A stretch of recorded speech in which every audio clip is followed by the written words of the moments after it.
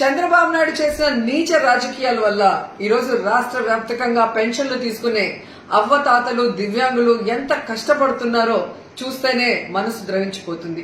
ఎందుకంటే ఈరోజు చంద్రబాబు నాయుడిని ఇష్టపడే వాళ్ళు ఈ రాష్ట్రంలో ఎవరూ లేరు.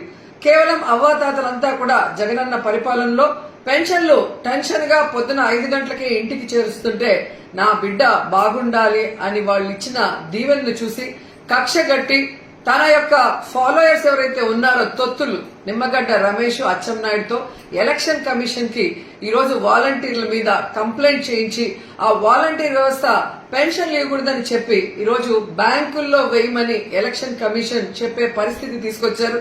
దానివల్ల ఎండల్లో దాదాపుగా 45 పైన ఉంది, 46, 47 డిగ్రీస్ లో ముసలోళ్లు ఈరోజు బ్యాంకుల దగ్గర పడికాపులు కాస్తుంటే దాంట్లో కొంతమంది మరణిస్తుంటే నిజంగా చాలా బాధేస్తుంది, ఏడుపు వస్తుంది.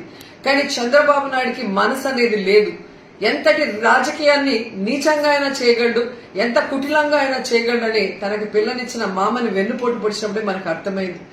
58 నెలలు ప్రజలకి కష్టం లేకుండా సచివాలయ వాలంటీర్ వ్యవస్థ ద్వారా జగన్మోహన్ రెడ్డి గారు ప్రతి సంక్షేమాన్ని ఈవెన్ పెన్షన్ రైస్ తో సహా పేద ప్రజల ఇళ్లకే పంపిస్తారు. నీ వయసున్న అవ్వతాతల్ని ఇలా ఇబ్బంది పెట్టడం నీకు భావ్యమేనా? వచ్చి ఒక్కరోజు ఎండలో నించోడు, రోడ్డు మీద ఎండలో ఒక్కరోజు నించుంటే ఆ అవ్వతాతల కష్టమేందో నీకు అర్థమవుతుంది. కేవలం అధికార దాహంతో ఈ విధంగా ముసలాళ్లని దివ్యాంగుల్ని ఇబ్బంది పెట్టడం నీకు సబబేనా అని అడుగుతున్నాం. ఈ వీడియో కానీ మీకు నచ్చినట్లయితే లైక్, కామెంట్, షేర్ చేయండి. మరిన్ని అప్డేట్స్ కోసం సబ్స్క్రైబ్ చేయండి.